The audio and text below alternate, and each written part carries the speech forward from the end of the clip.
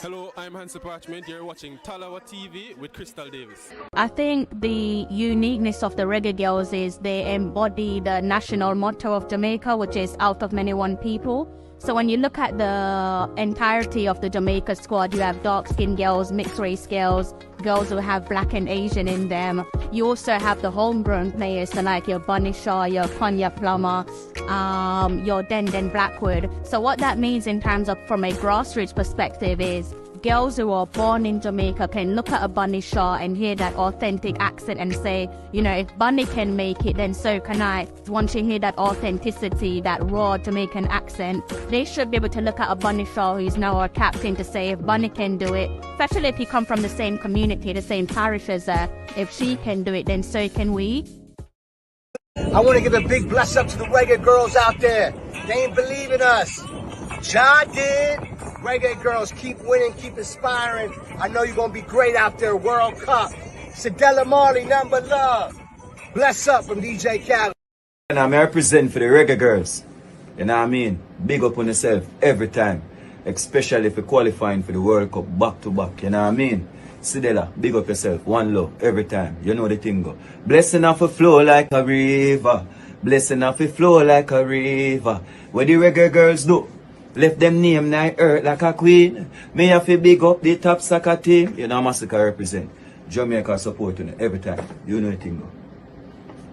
Hello, I'm Hansa Parchment. You're watching Talawa TV with Crystal Davis. I feel happy from UK, you know. See the moonlights on the town. Whoa, I'm getting ready. Talawa TV is in the town.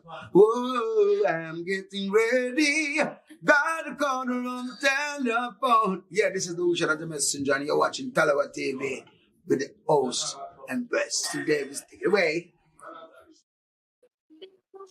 My Talawers, how are you all? Good afternoon, good evening, possibly good morning. All depends on where you are in the world. Welcome back to another live stream.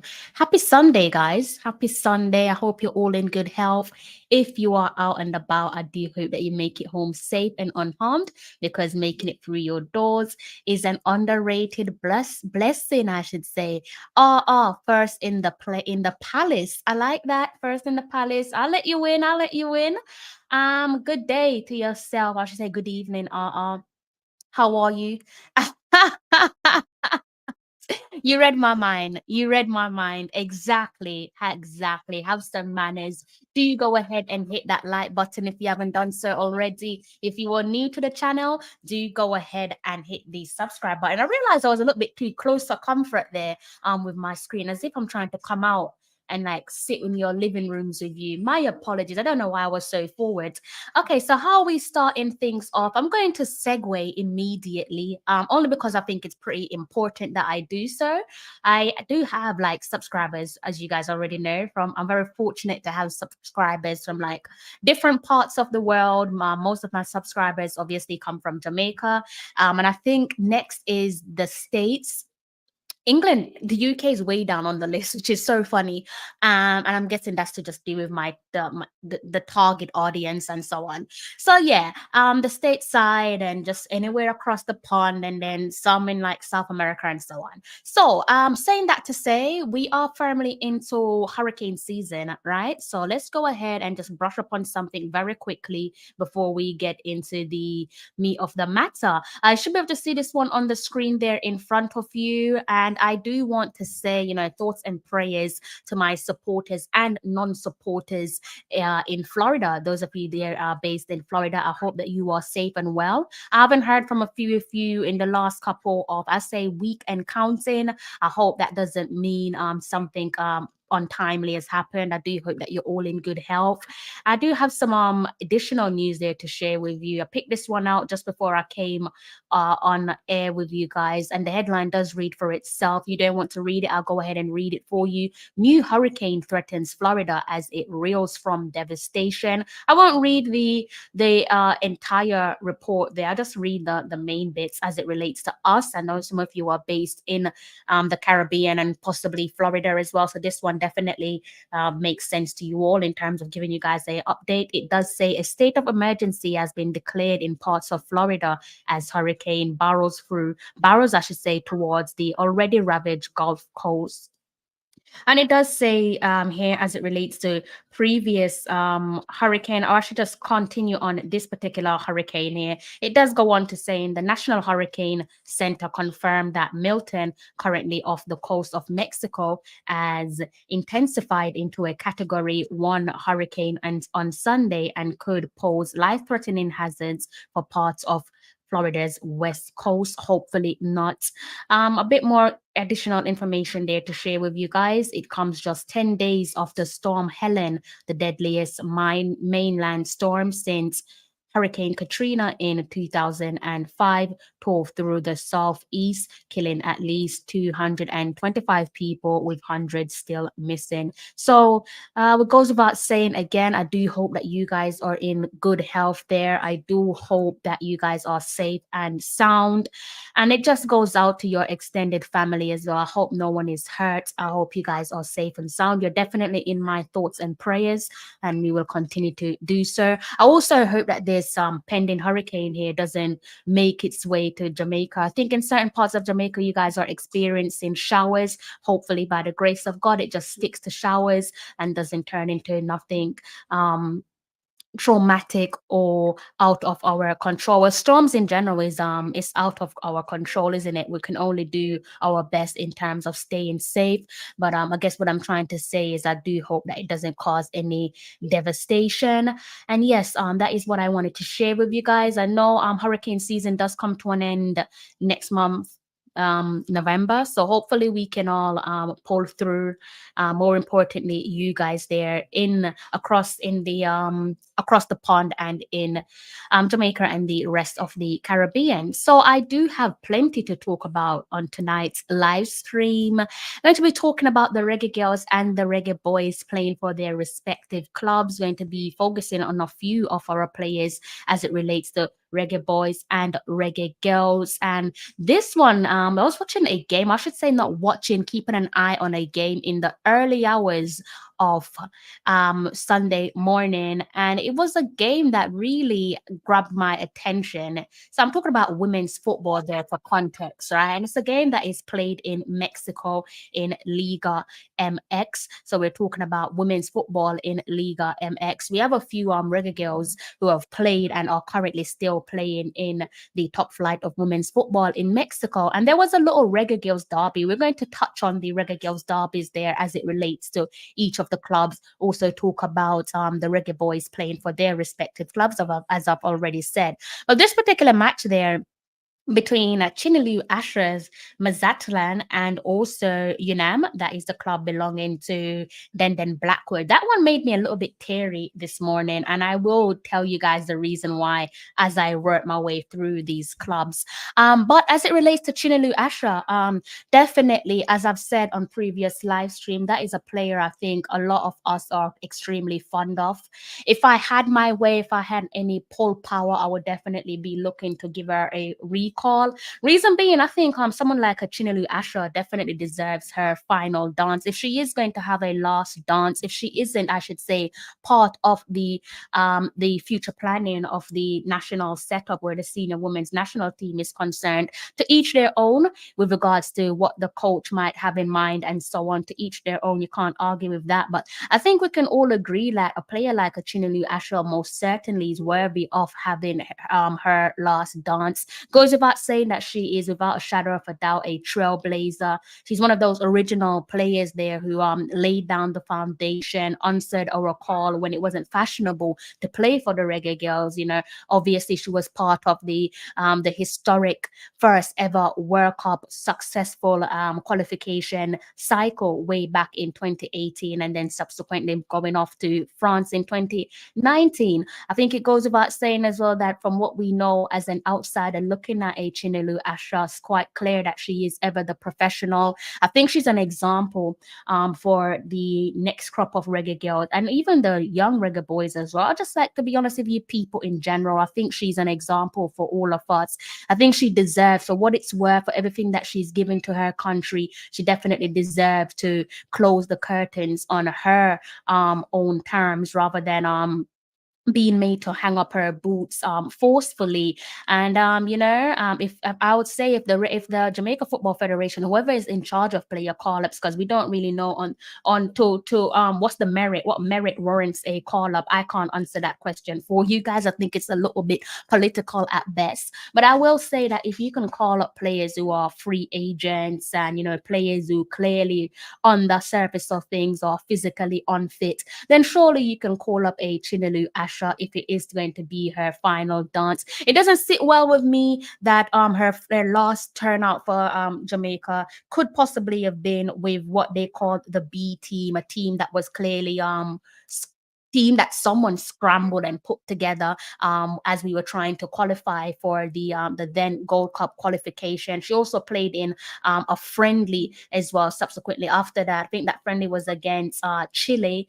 But I would prefer to see her being called back into the national setup there, where again, if she is going to have her last dance, she has that last dance with players who have been part of the first World Cup cycle with her, players of her own age, players of her own caliber, players of her own class. Not to say that the players that she played with some months back weren't players of her own class, definitely not what I'm saying, but I do prefer to see her go out with her head held high. I will stress this though, that I think these type of opportunity presents itself where the JFF and the current coaching staff can somewhat redeem themselves, because it goes without saying that most certainly from the first World Cup cycle, the way that certain players were just pushed to one side and never to be seen again, I think it's quite safe, without even speaking of these players directly, that you put yourself in their position. Surely a couple of players must have been hurt with how they were treated and just cast aside, out with the old, in with the new.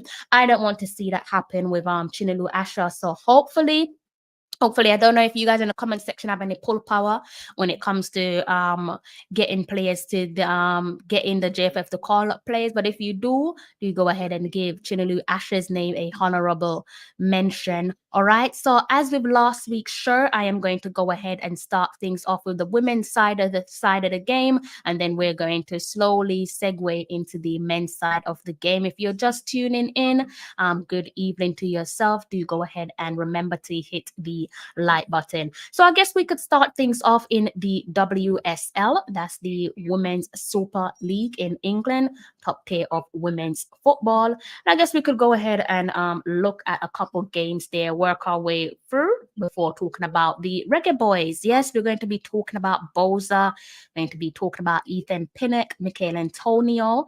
And of course, I have to give you guys what you want. You want to talk about Leon Bailey, so we're going to talk about Leon Bailey. I know some of you have much to say about LB. I read a couple of your comments before I came on air. Didn't choose to ignore them. I was just left scratching my head. I thought the obvious was obvious, but clearly it might not be so all too obvious for some of you. So I guess what we could do is do this in random order. First up on my screen we have Leicester City, and that is Leicester City and also Crystal Palace. You already know who Leicester City belongs to. That is the club belonging to Chantal Swaby. You can see Chantal Swaby there. I didn't do a midweek game, so for context, she has now officially made her official debut for the Foxes since signing. I should say official competitive debut. She made that in a cup game some days ago in a midweek fixture, so she's already ticked that one off the book. Unfortunately, as it relates to the league activity, you can see her sat there on the bench. Not exactly what you guys would have hoped for, but she, with the fact that she's already played in a midweek fixture as it relates to the Fox Foxes competing in the FA Women's League Cup. That's where she made her official debut, competitive debut, I should say, for Leicester City. With that being said, as you could see her on the bench there, what that means is Chantal Swaby returned to the bench for the Foxes as they, as you can see on your screen, lost 2-0 against Crystal Palace. Now, if I backtrack a little bit and look at another team there right in front of you is Tottenham. Now, that is the team belonging to the lady there between the sticks, Rebecca Spencer, and the heart of Tottenham's midfield, Drew Spence, a double act to a 4 Reggae Girlz there firmly in the Tottenham starting 11. This scoring is quite interesting, isn't it? 5 goals. Where if you were in the stands, I'm pretty sure you enjoyed that one. Probably enjoyed it way more if you are a Liverpool fan, that is. Interesting game, this. You want to call it the squeaky bum times, as the English call it. I don't know what you guys call it in your neck of the woods, but that is a term that is quite often used when you get these nail-biting finishes, 3-2, and that one is in favor of Liverpool. So what this one means is that Drew Spence and Rebecca Spencer, alongside Tottenham, suffered a 3-2 loss against Liverpool. And you could see there on the screen in front of you, the Reds there nicked this victory through a penalty inside the 90-plus minutes. And so that is Liverpool winning the match there inside injury time. Little bit of an unfortunate luck there as it relates to Drew Spence, Rebecca Spencer and Tottenham. Better luck next time out with the white half of North London. Another team that we could focus on most certainly is Manchester City. Give you guys the information that you're searching for. I will try to rush through this one. You can clearly see that your star girl there, Bunny Shaw, wasn't in the starting 11, but no worries. You can see her on the sub bench. And I believe this is what you call instant impact super sub. You guys are definitely familiar with that terminology. Before I get down to the super sub info there, you can see Khadija Bunny Shaw subbed in onto the field of play inside the 69th minute. 69th minute, guys, and by the 71st minute, she produced an assist for Mary Fowler, and basically that one put the game to bed. So as I said, she came on inside the second half and provided an assist as Manchester City extended their unbeaten start to the season to 5 straight matches in all competition, beating West Ham United 2-0. I guess you guys want to see what the table looks like in the WSL. Out in front is Khadija Bunny Shaw's Manchester City. They are out with 7 points. They have a draw there. You can see that was on, I think this might have been the opening day. I know they definitely played against Arsenal. And I think that one finished, remember, well, 2-all. Correct me if I'm wrong in the comment section. No losses in their back pocket. Long may it continue. So the table as it stands, as I said, Bunny Shaw's Manchester City leading the charge. They are closely followed by Chelsea in second place. Breathing down the necks of the blue half of London for the time being is Brighton and Hove Albion. They are on 6 points, equal to Chelsea. Also on 6 points is Manchester United. The only thing that really separates these two sides there as it relates to second, third, and fourth is the goal difference. Chelsea have started the season off better, the best in the league so far in terms of racking up those all-important goals. They have 8. Manchester City and Bunny Shaw have 3. Brighton and Hove Albion with 5. Manchester United with 4. In 5th place, we have Liverpool, and they are on 5 points, similar to Arsenal, similar with goal difference, 1 as their goal difference. Arsenal have been closely followed by their North London rivals, that is Rebecca Spencer and Drew Spence's Tottenham. And to complete the pack, we have Crystal Palace in 8th place, Aston Villa in 9th. Chantal Swaby's Leicester City are currently sitting in 10th. West Ham and Everton make up the complete pack. It is only match day 3, so I'm sure we're going to see plenty of changes.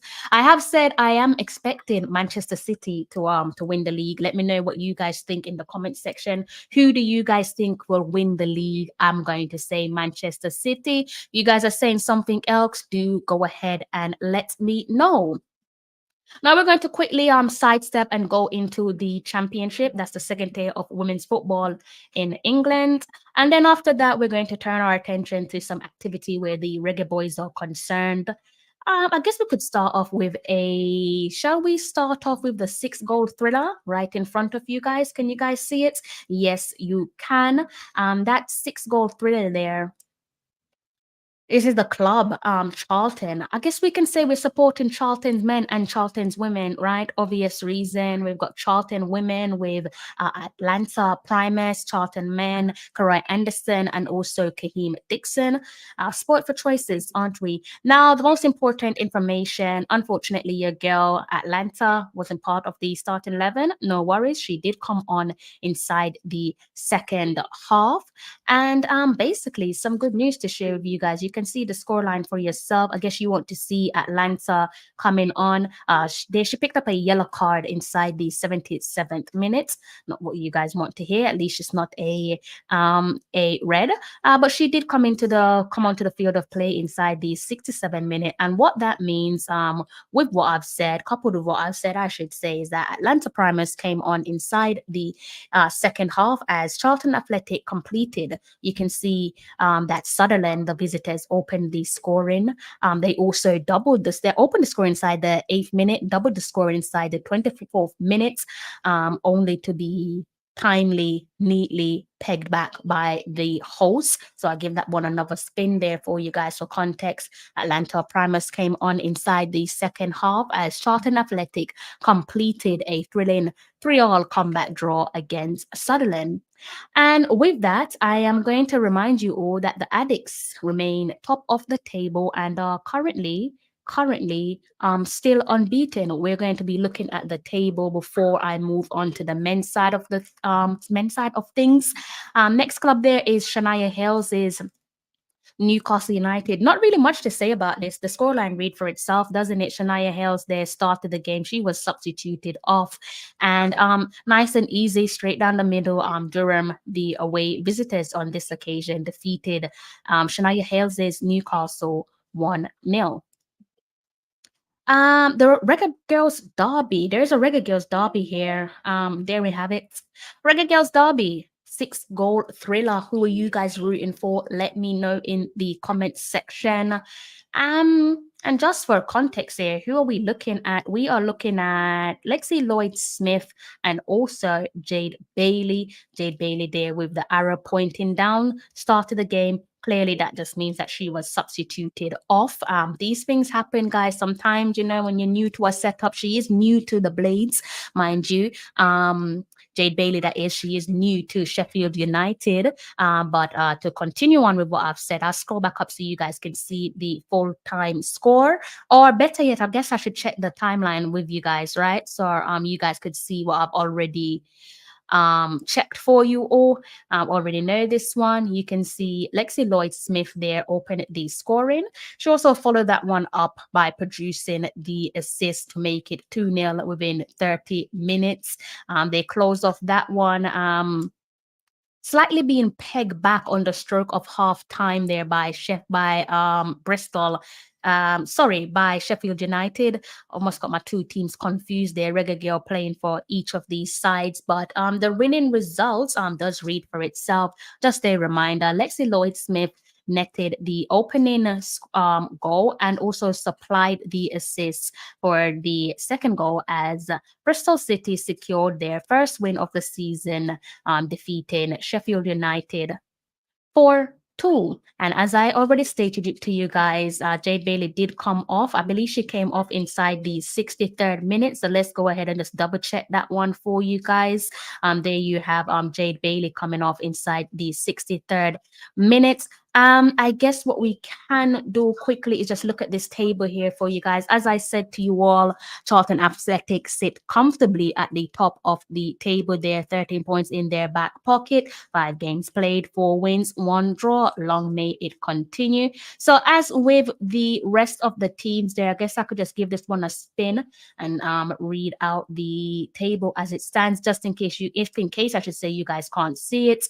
Charlton leading the pack. They are closely followed by Durham, Birmingham City, are currently in third place. They have 10 points in their back pocket, followed by London City, Southampton in fifth place, Newcastle sitting in sixth place, Bristol City in seventh, Sunderland in eighth, Blackburn Rovers in ninth, Sheffield United in 10th, and to complete the teams there is Portsmouth sitting in the 11th position. I think it's going to grow. We've been spoiled with the second tier of women's football in England over the last couple of seasons, isn't it? We're bound to see a Reggae Girl get promoted. That's what I'm going to say. I'm going to say early days, we're definitely put your money on it. I'm not a gambling woman. If you are, don't shoot me if it goes wrong. But I would say, based off what we've seen over the last couple of years, I should think it's safe to say a Reggae Girl or two should be getting promoted to the top tier of women's football in England. So we're going to close off on that. We're going to take a quick little trip to Scotland. We will be getting round to the men's side of things. Do be patient. Let's remind ourselves, ladies first. And we are looking at the top tier of women's football up in Scotland. I need to stop saying up in Scotland because we're not all based in England like myself. You can see there. Oh, wow. I'm trying to think, but my brain has just gone off. Just gone completely dead. You can see Sade's name right here with the downward arrow. I'm not sure why they've completely just. I mean, I guess why they do it, but it usually says S. Adamolakun, as in she goes by Sade Adamolakun. I know her first name is obviously Sade isn't her full first name, but yeah, a little bit threw me off guard there. I was like, there's another Adamolakun with the same number 16. What's going on here? Anyways, this one does definitely read for itself. You can see our girl there with the number 16 of the downward arrow. Clearly, you should know by now that that means that she was substituted. Nevertheless, a good turnout for Sade as Hearts return to winning ways after defeating Patrick Thistle 3-0. Long may it continue. Now we're going to do a little sidestep and look at football played across Europe in the rest of the leagues. Also, obviously, going to be looking at things in Japan. So I guess we could look at Liga F, top tier of women's football in Spain. That's if my screen wants to cooperate. It doesn't seem like it does. Don't ask me why.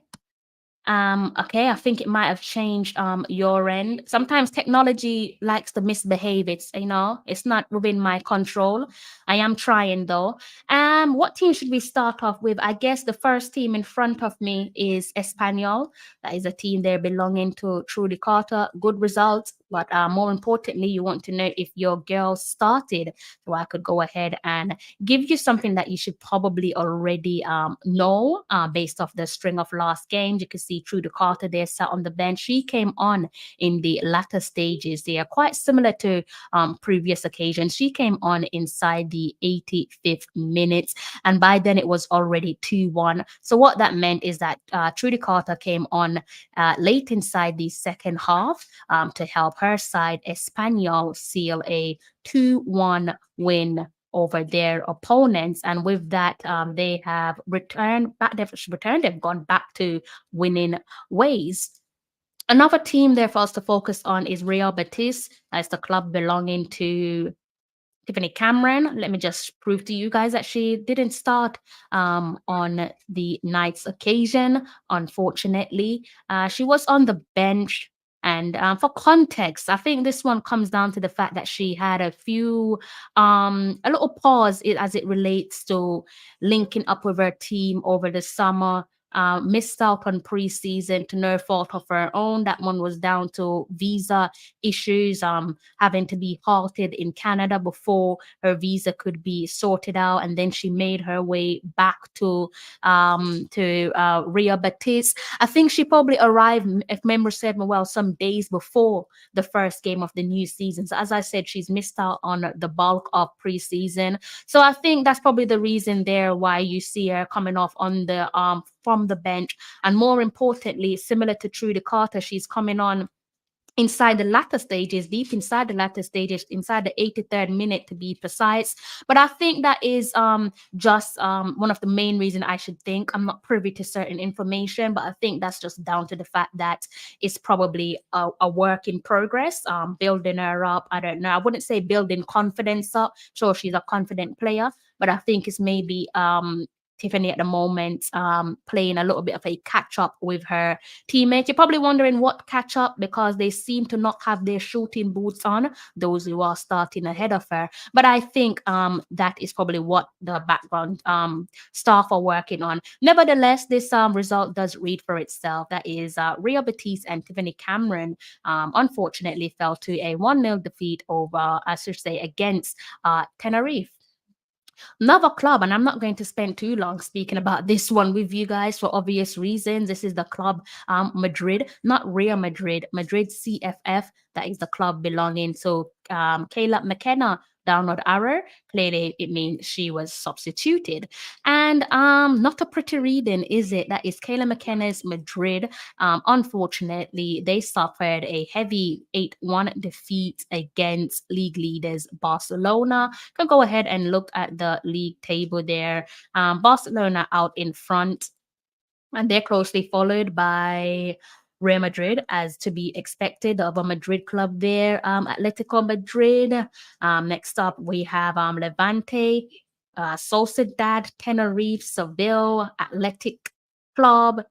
I think it's Egba, if I'm not mistaken. I might have butchered that one. Madrid, CFF, Espanyol, Levante, Granada, Deportivo, Rio Betis, and Valencia. They all complete the league standing there in top tier of women's football in Spain.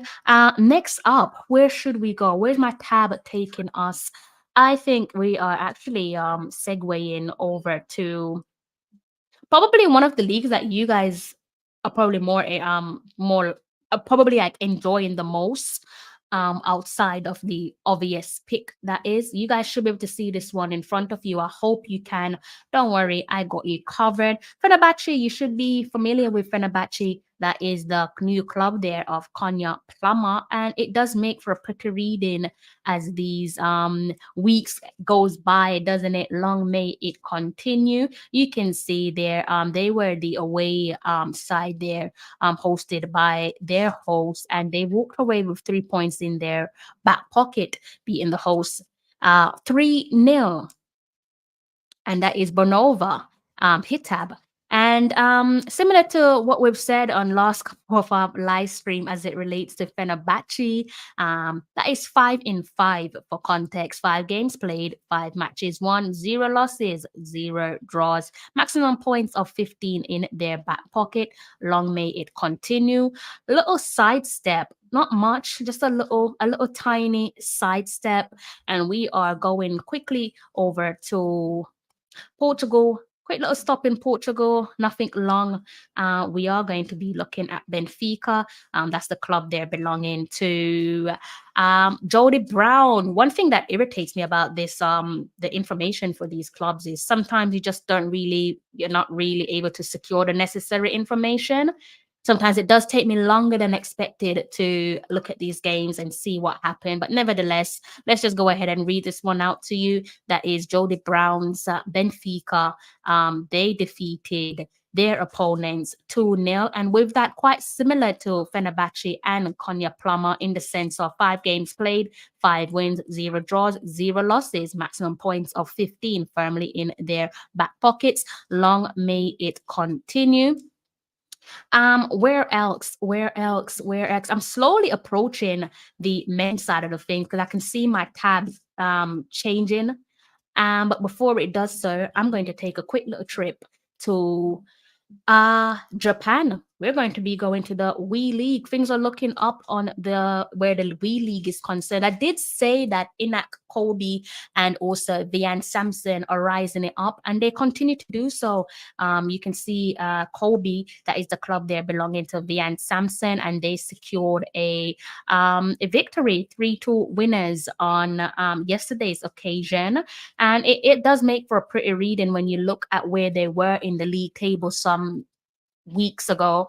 But they are starting to look up. They're definitely on the rise. I can tell you guys that they've actually moved up to second in the WE League, and they've now extended their unbeaten run to 3 there. Long may it continue. We go back and look at a couple of their performances there. There we go. 1, 2, 3. Actually, that should be 4. My mistake there, guys. 1, 2, 3, 4. Unbeaten run to 4. Oh yes, because last week's one was 3. My apologies there, guys. So that is how we're looking there in the WE League. Let me pause and see what you guys are saying in the comment section. Hot Chili is saying, hola, hello to yourself. Someone is bilingual, lucky for some. What else are you guys saying in the comment section? I do actually need to update my socials as well.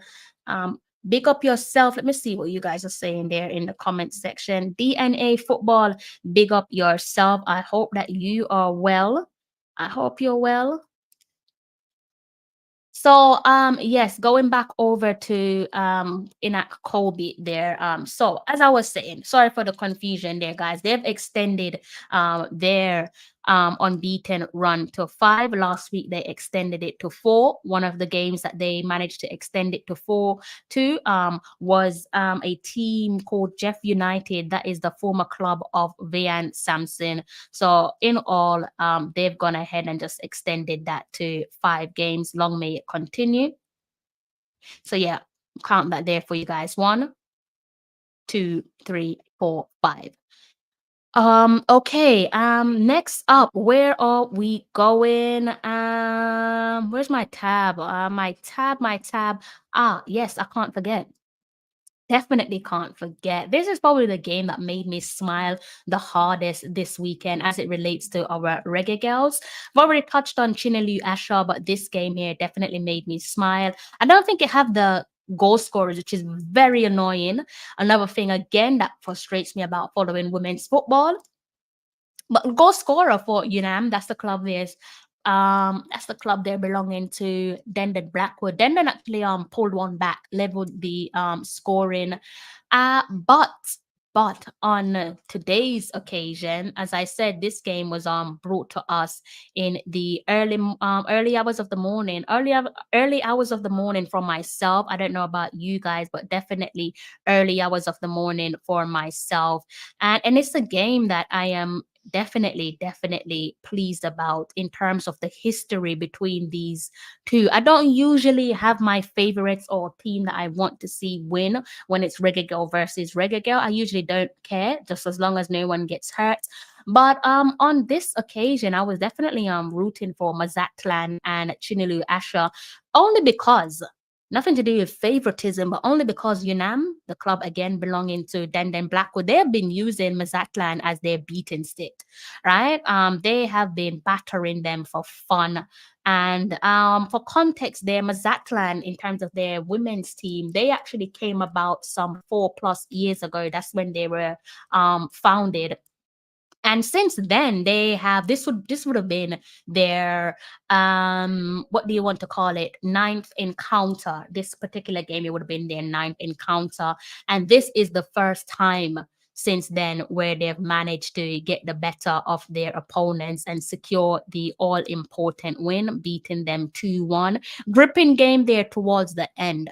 Gripping game towards the end. Was watching and wondering what's going to happen. Worst case, I just did not want them to lose. Did I see them winning based on history and what we've seen between these two guys? Probably not, but I am definitely happy that they've managed to brush aside a curse that's been plaguing them literally since their existence, because they are still a new club. UNAM, again, then Blackwood's club, they sit in 6th place. Mazatlan, they sit in 15th, and which is even more for reason why I did not want them to lose. They have now, thankfully, they have now ended a bad run of form. I don't need to tell you guys that it's a bad run of form, because as you know what, 13 games played there, and if you look at the L's, that is 10 L's. So it goes without saying they've, without a shadow of a doubt, ended their poor run of form, and they did so by beating Denisha's Blackwood's UNAM 2-1 in Liga MX. Again, I am focusing on the women's side of things. So history at long last for Mazatlan, created history. Hopefully they can continue on a winning trajectory. I do want to see that for both UNAM and also Mazatlan as well. Mexico seems to be it. Mexico seems to be a good league there. Liga Max, to say the least, for our Reggae Girls. They seem to be enjoying life in Mexico. Long may it continue. I do have another team there in Europe to look at. No, I haven't mentioned someone. I think it's AC Milan. Let's look at AC Milan. AC Milan, that is the club belonging to Big Swaby. Big Swaby, you already know, that is Alison Swaby, and she was on the bench on this occasion.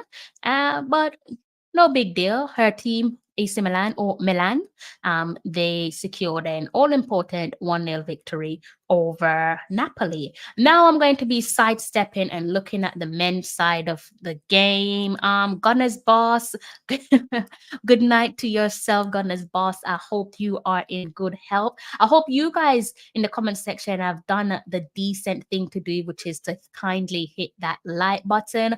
I'm going to be doing a sidestep, and we're going to be talking about some men's football. I feel like I need to close some of these tabs, but I might need one or two of them if someone wants to talk about a result from the women's game and I can't remember it off the top of my head.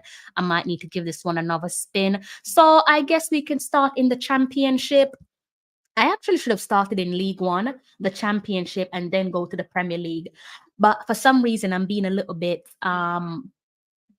all over the place. I'm doing things a little bit different. So you know what? Why not? Why not? Maybe next week I will actually give that some better thought and work my way up. But for today, let's just go ahead with what's already in front of you on the screen. That is, I guess I could go ahead and select more matches. It's probably going to breeze through this one there for you guys. Plymouth Argyle, that is the team there temporarily belonging to Andre Gray. I did check this one out for you guys there, but unless my eyes are fooling me, couldn't spot our boy Andre Gray. We know that he's been training with Plymouth Argyle, believe over the last couple of days or so prior to signing for them. I'm assuming that one is just about him being brought up to speed.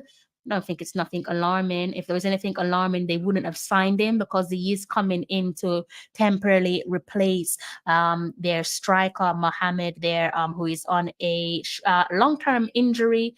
At the time, as it was reported, he is expected to be out until the new year, hence the signing of Andre Gray.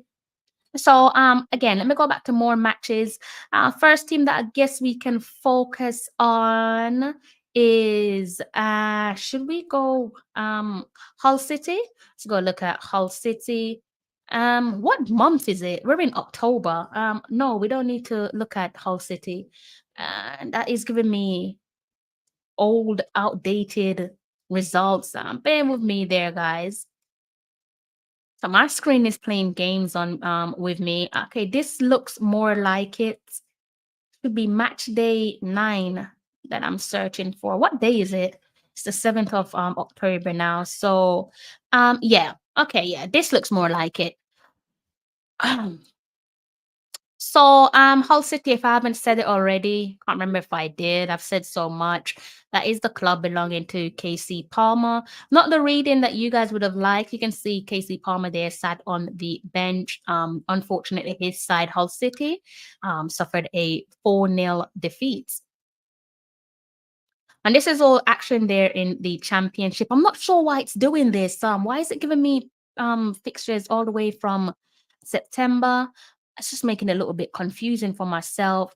Another team for us to focus on, I'm going to have to do this very randomly.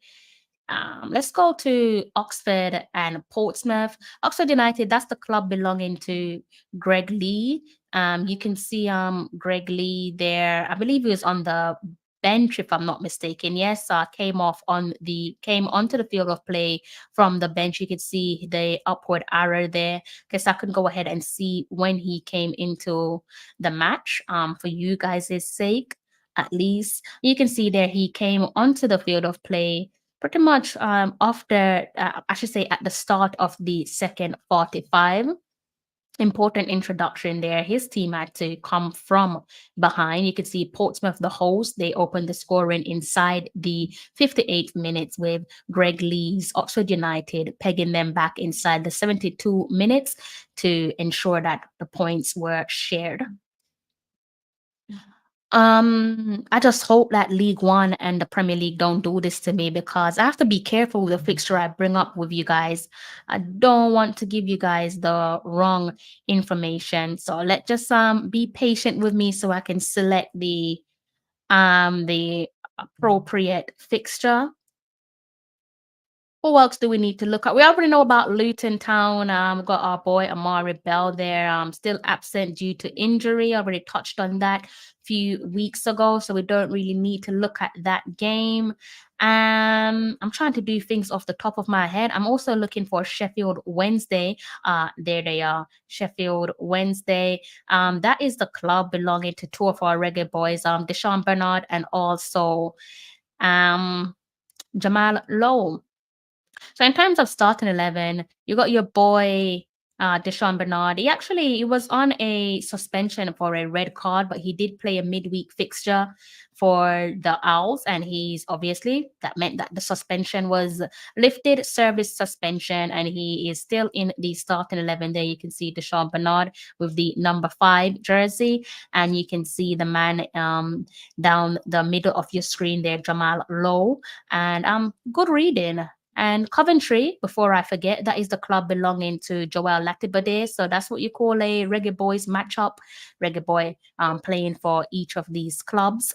As it relates to Jamal Lowe, he was substituted. I believe he was substituted there on the stroke of halftime. If I am, or I should say, he actually provided the assist. My apologies there, on the stroke of halftime. You can see the assist there to Jamal Lowe's name, as Sheffield Wednesday came to level the game just as they headed off into the ending of the first 45. Jamal Lowe, however, as I was saying, was substituted off inside the 63rd minute. So a few bits to consider there with this particular game in terms of our Reggae Boys, Latibade on the bench, Jamal Lowe providing the assist for the equalizer. Also pleasing to see Deshaun Bernard there, still in the starting 11, as you would expect, as he was with the previous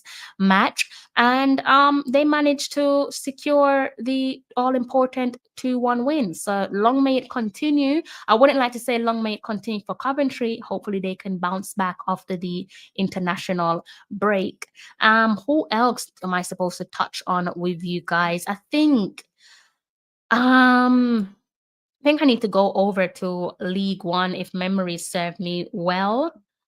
I'm gonna have to arrange myself differently for my next live stream. But anyways, let's go over to League One. I might have to go back to the championship. I feel like I'm forgetting something. I might have to go back to the championship at one point. But let's just dive right into it. Championship football. Let's go ahead and look at Charlton Athletic. Good reading there, Charlton Athletic. As I said before, that's the club belonging to Karoy Anderson and also Kahim Dixon. More importantly, you can see Anderson there inside in the starting 11. No errors to his name, so clearly it meant that he played the full 90. As I've said to you guys in a couple of my live streams, I don't really see any alarm bells there as it relates to Kahim Dixon.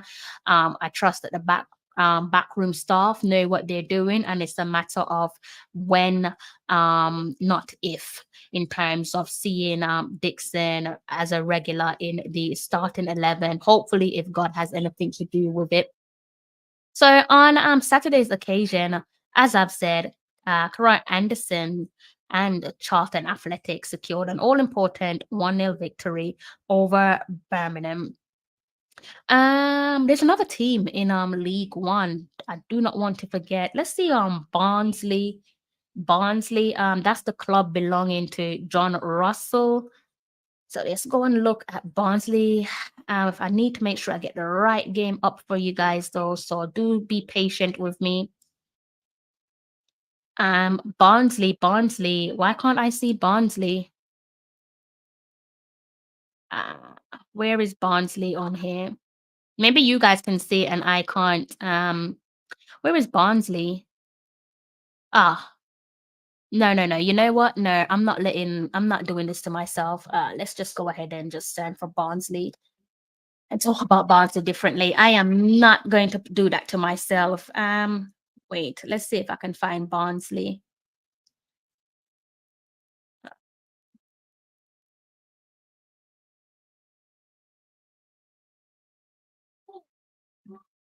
Dang, it was a long time that they played. Why so long? Wow. Okay, so that's okay. So I was kind of right. Just kind of doubting myself. Good thing I checked though. Barnsley. It's a club there belonging to John Russell, as I've already said. You can see there that he came off from the bench. And let me just double check when he came on. In terms of the result, his club Barnsley unfortunately lost 2-0 over Huddersfield.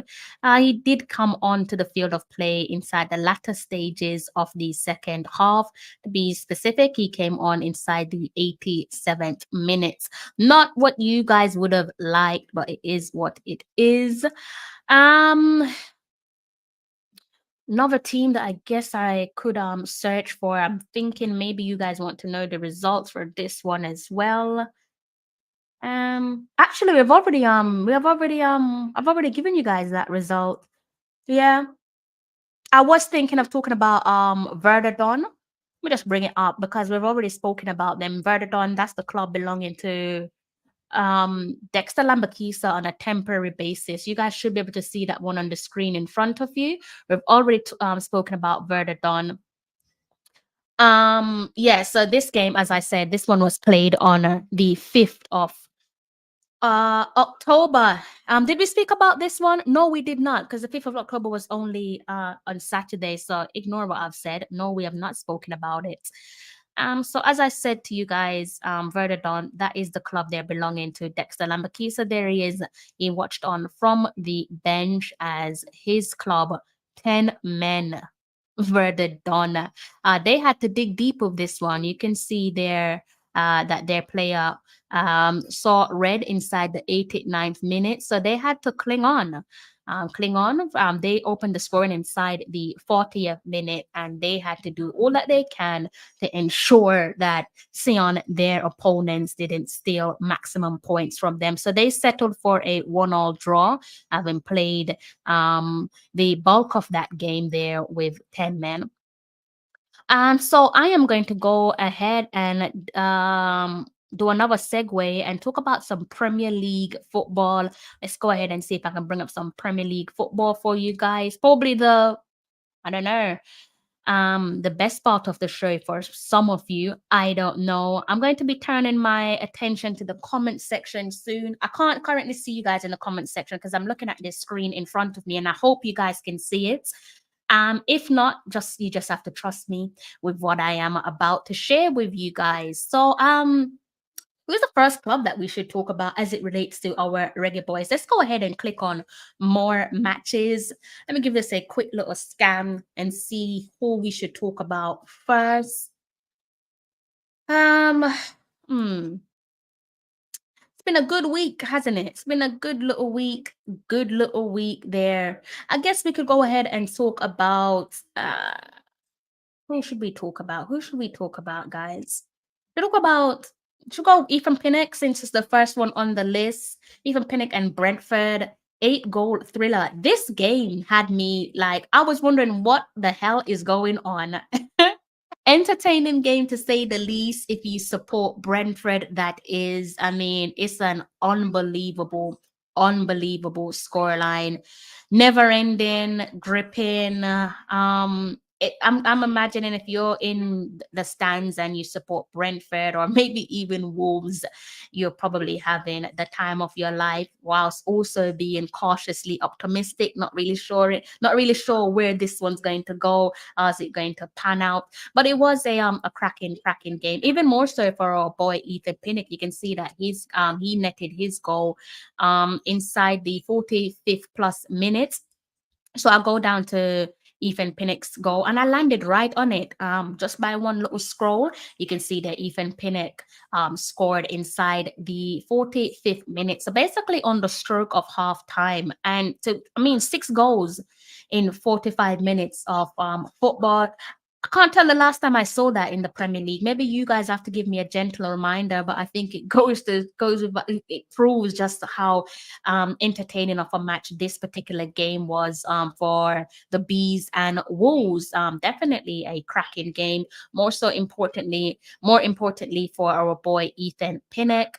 And as I said, he grabbed his goal there on the stroke of half time. This one finished Brentford 5, Wolves 3. And with that, what that means is that Brentford defeated Wolverhampton 5-3 in an entertaining encounter with the Bees heading into the October international break on a high. And long may it continue for Ethan Pinnock and Brentford. Next up on my list, if I go back, I think it might be Mikel Antonio and West Ham.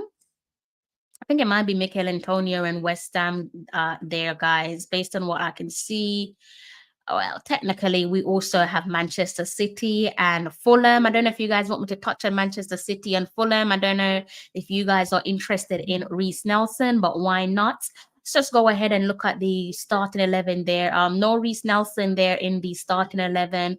He is making a habit of coming off the bench, though, for his current loan club. He's a loanee. He's a Fulham loanee. You can see there he came into the game inside the 77th minute, and I'll probably say in quick succession there, he inside the 88th minute he supplied the assist there for Fulham, and they made it 3-2. Another gripping game there. I'm thinking if you support Fulham or if you're a neutral and you want to see Manchester City peg back and force the chain share the points, you're probably hoping and praying that Reece Nelson and Fulham could do what would have been the unthinkable, either draw, better yet beat Manchester City. Didn't happen. Nevertheless, another entertaining game of football where Premier League is concerned, and for a few of our Reggae Boys or potential Reggae Boy here and there. Season looking like it's going well for Reece Nelson and also Fulham, and for his sake, long may it continue. I will go now and talk about West Ham. I've said West Ham a couple of times. Now I need to actually talk about West Ham. I've already spoken about what is his name? Amari Hutchinson. I don't really think I now need to keep talking to you guys about Hutchinson, right? I think it's pretty sound that he's made his mind up. The young man there inside the heart of the midfield there, just been behind the lap with the number 20 jersey on his back. Good reading. Now this game here played at the London Stadium. I pretty much anticipated what I thought would happen, and to an extent, it did happen. So I don't know if you guys kept an eye on Mikel Antonio's Instagram in the lead up to the game. So basically, for context, he posted a picture of what I think is his loved ones, right? And I think he's since like pinned it. And I think this was just before the build up or during the build up to this particular fixture, and I saw it and I was just like, okay, he's either going to score a goal or he's going to get a hat trick. I thought either or was inevitable. We already know about a little bit of personal information as it relates to Mikel Antonio.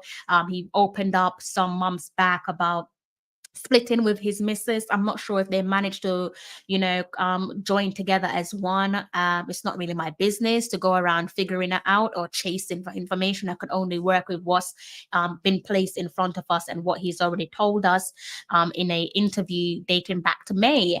And if there is a split in a relationship, I would believe, or I should believe, that they're not sharing a house together. So when I saw that picture of Michael Antonio and his loved ones, it made me smile. And I thought, for what we know as an outsider looking in, not being privy to certain type of information, thought to myself, yeah, this man is either going to score or he's going to do a madness and get a hat trick.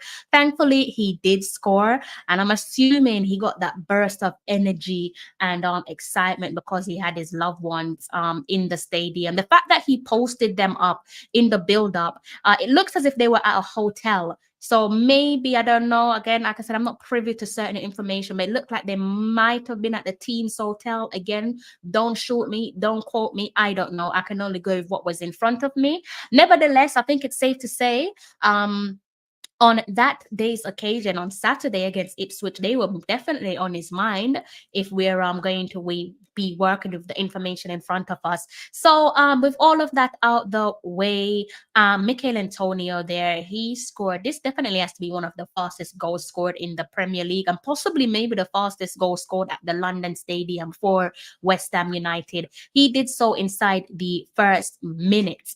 60 seconds on the clock, and Antonio bagged his first goal of the season inside 47 seconds, it says, when you go ahead and you read into like match reports and so on. But for some reason, Google is saying 1 minute, but apparently that one was scored inside 47 minutes to be exact. And with that, we've already spoken about the fact that I think that Michael Antonio is a West Ham United cult hero. He's out in front on most goals scored in the Premier League for the Hammers, which is applaudable given that he didn't start off as a centre forward, saying that that goal extended his record to 68 in the top tier and a 101 direct Premier League goal involvements in total. So he's created more records there for himself, individual accolades. And with that win, if I actually go back and look at the table, I will talk about Leicester City. If I look at West Ham with you guys, it's been a little bit of a miserable season for them so far, isn't it? If you look, you can see 7 games played, 2 wins in their back pockets, 2 losses, 2 draws, and so on. It's not been great for them, but with that being said, that win there beating Ipswich, they basically that basically marked the Hammers' first home win of the current campaign. And long may it continue for Michael Antonio's sake. If we go down and look at Leicester City, but before I actually look at Leicester City, I'm going to go back and focus a little bit more on Michael Antonio. And I will say this, I've been hearing a few conversations here and there, nothing that's like top secret, but in terms of what West Ham could potentially be doing with the big man, hearing little whispers, that's the same old whispers that we've heard over the last couple of seasons, that this could potentially be his last couple of months with the Hammers. They might be looking to send him off and bringing an end to his career with them. And next year actually would have made it 15 years, would have made it a decade with the Hammers, considering he signed in 2015. So next year would have been a decade of the Hammers.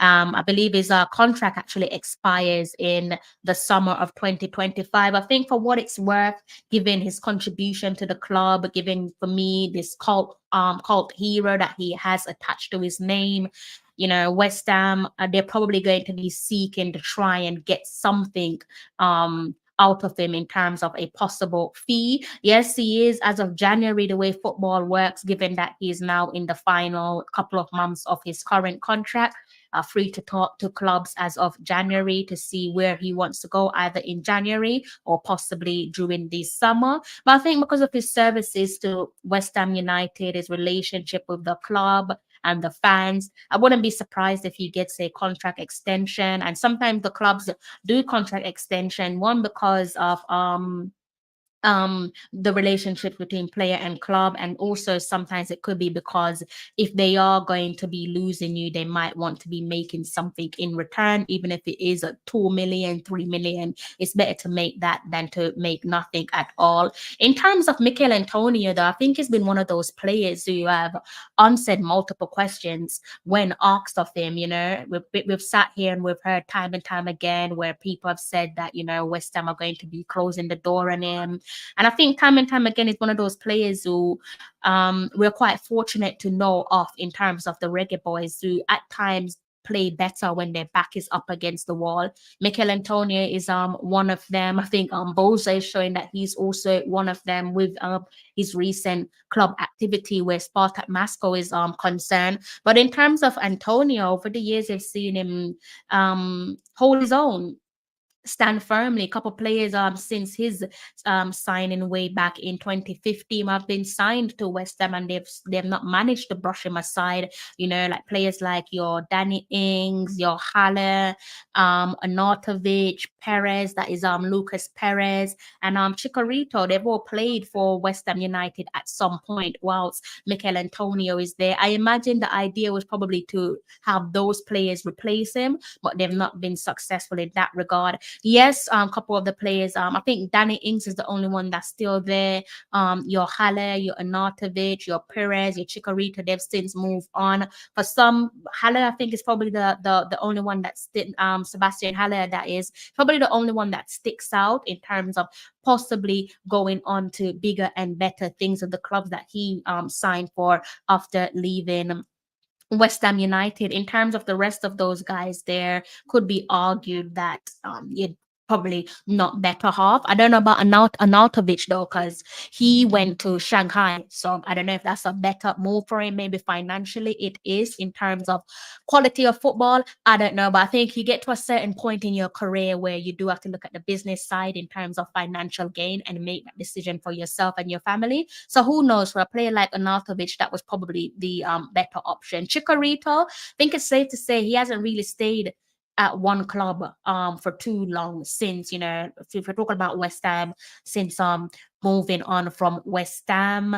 I think he's currently in Mexico. I might have to double check that one for you guys. Was also in the MLS at one point before subsequently moving on. So as I said, as it relates to Mikel Antonio, one of those players that's managed to hold his own since signing for West Ham almost a decade ago. Long may it continue. And if he is going to be moving on, it might be a case of a contract being signed maybe with an additional year, and I think that would potentially allow West Ham to maybe muscle a transfer fee for Mikel Antonio, depending on where he wants to go. I think with family in mind, he's probably going to be staying in London. I can't see him going overseas unless it's an offer that he himself just cannot ignore. So that being said, as it relates to Mikel Antonio, and like I said, he definitely backs himself. I think he did like a post-match a post-match interview where he pretty much said what I just said to you guys in terms of backing himself. I think he made reference to his age, like, and I think a few people have brought up his age, paraphrasing that he's no longer a spring chicken. But even though he's of a certain age, I think at the moment he's about 34 years old. Even at 34 years old, playing in the most competitive league, he's still breaking records. And I think he went on to saying that he wants to break more records. So let's see how that one pans out for Mikel Antonio. I will go ahead and look at Leicester City because it is only fair. Let's go ahead and I'm gonna do this differently because it's a little bit messy on the screen. So Leicester City, that is the club belonging to Bobby Reid. You guys probably already know this one already. Bobby Reid, where is he? He came on there. He came onto the field of play from the substitute bench.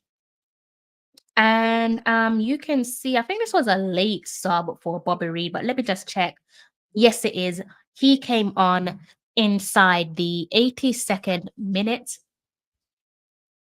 And good turnout on that occasion there on Saturday's occasion for the Foxes. That is, they sealed a 1-0 victory over Bournemouth.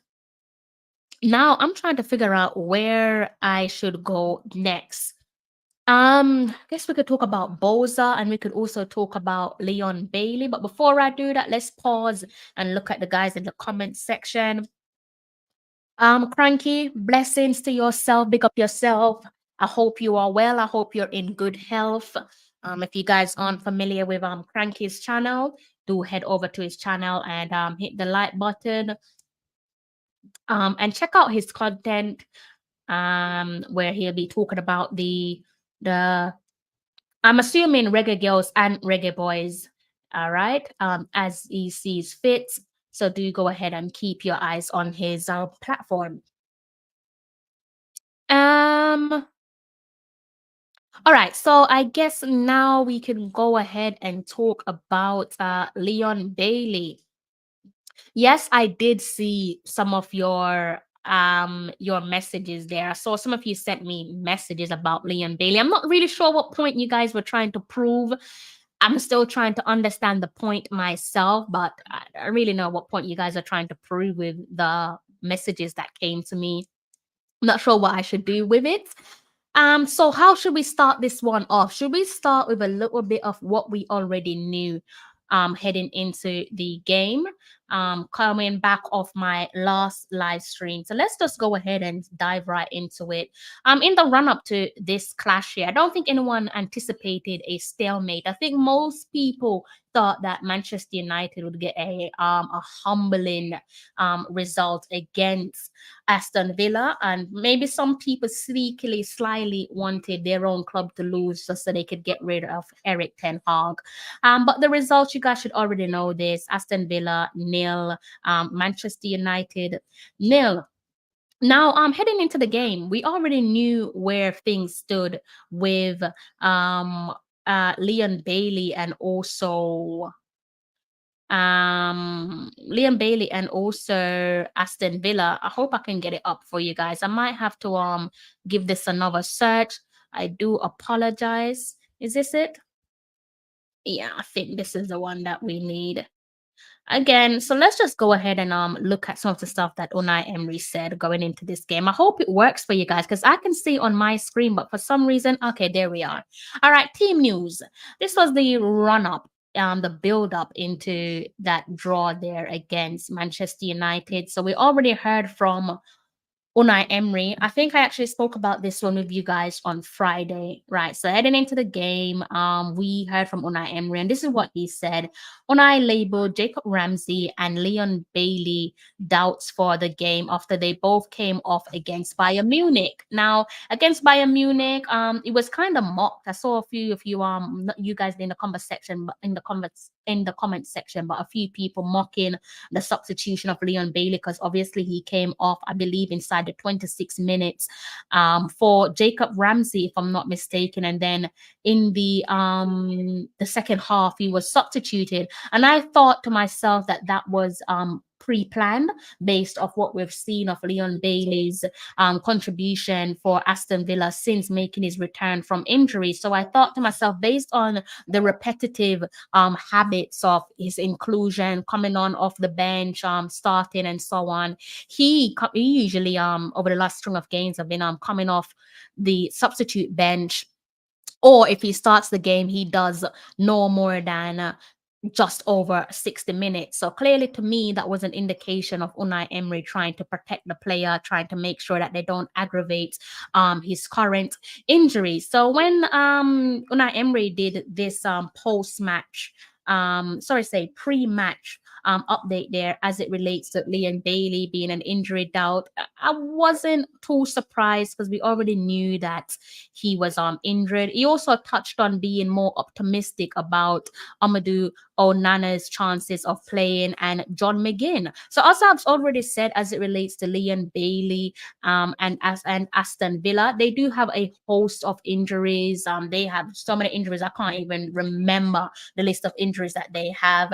And I think think, if I'm not mistaken, Konsa was reportedly picked up an injury in that game against Manchester United. We've already seen that players like your Tyrone Mings is slowly coming back. As the press, the report there in front of you stated, John McGinn, that's another player that's on the injury bench.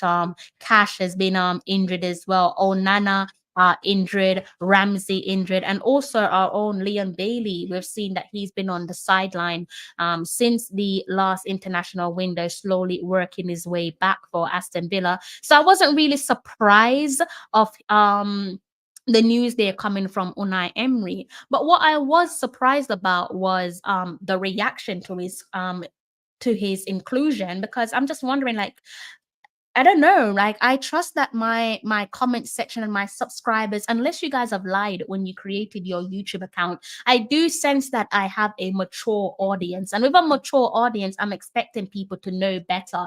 I am expecting you guys to be aware of how things work when it comes to footballers, their injuries being monitored, and so on. And so when I saw the inclusion of Leon Bailey, I know some people have questioned it, but I'm wondering, why are you questioning? Unless you guys know something that I don't know. Maybe you guys know something that I don't know. But I will say, for what we can see in terms of how he has been utilized by Unai Emery, I think it's clear to see, without us trying to create something out of nothing, if we want to work with what's in front of us, I would say it's a case of, irrespective of his, and I'm going to get onto his inclusion in the Manchester United game from today's match. Based off what we've seen since the return of since the back end of the last international break and so on, clearly there's been a pattern where Unai Emery has been managing his injury concerns, and we know, based off what I've told you guys in terms of the string of injuries there for Aston Villa, it makes perfect sense to do so. Especially if you watch football religiously, you should know by now that this time of the year, fixtures will come thick and fast as we approach the Christmas window, and Boxing Day fixtures and so on, heading into the new year and so on. So of course, any manager would want to have their best players available. Any manager would want to protect their players so that they don't aggravate any injuries that is currently there. I wouldn't go as far as to say that they are faking an injury, because I can't see no evidence of that. Again, based off what I can see Unai Emery doing with Leon Bailey, the way that he's been carefully managed, the way that he's been timely substituted. He's not the only one that's been timely substituted. One of their star boys, Ollie Watkins, is also being carefully managed, because the manager already has to deal with a host of first team players being on the sideline. A couple players are still on the sideline. Onana is also on the sideline as well. So, I'm sure Unai Emery, as I've said, doesn't want to put Leon Bailey in a position where he aggravates his injury. And all of this, where people are saying, why is he in the starting 11 if he is injured? I don't know what to say to some of you, because I don't understand how you guys look at football. I don't know if you guys just have your eyes on the screen but you're not paying attention. I don't know if you're new to football. Honest to God, I don't know how some of you watch football, but it's not new. Seeing a player who was said to be injured and then he plays a match is not new. It's not like a conspiracy. It's not something that Unai Emery and Leon Bailey are only doing. We've seen it with our own clubs. My apologies, even with Arsenal, some week ago or so, David Raya was said to be injured, and a few Arsenal fans were absolutely bricking it. They were bricking it because their star player, star goalkeeper, was reportedly injured, and that was in the run-up to the Leicester City game. And the headline here, Arsenal worried David Raya could miss Arsenal clash against Leicester after 16-year-old Jack Porter replaces keeper in Carabao win against Bolton. But if we actually fast forward and look at, yes, he did not play because of an injury scare there. And it was said that even going into the match there against against Leicester City that he might not make it on that occasion. But to my surprise, or to all of our surprise, he actually played that game. I don't hear no one making a song and dance about it and saying, "Oh, Arsenal lied.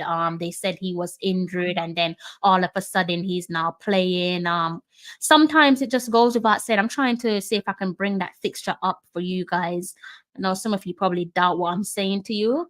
So let's just go ahead and look at that again.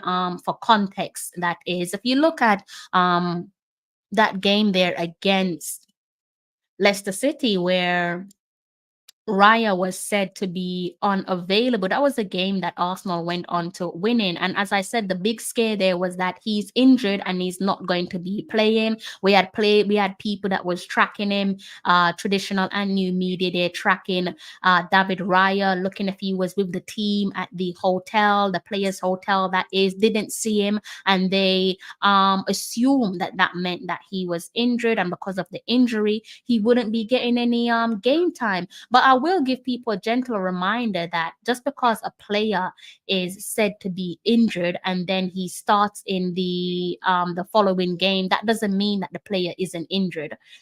It's quite clear and obvious now. We've been watching the football for a long time, so that does not necessarily mean that the player is injured, because we have seen over the years that players, we've seen multiple reports that players are playing through with knocks. Players are playing the game through painkillers, injection, and so on. Not to say that a player like your Leon Bailey is playing a game through injections and painkillers. I don't know. I'm not privy to those type of information.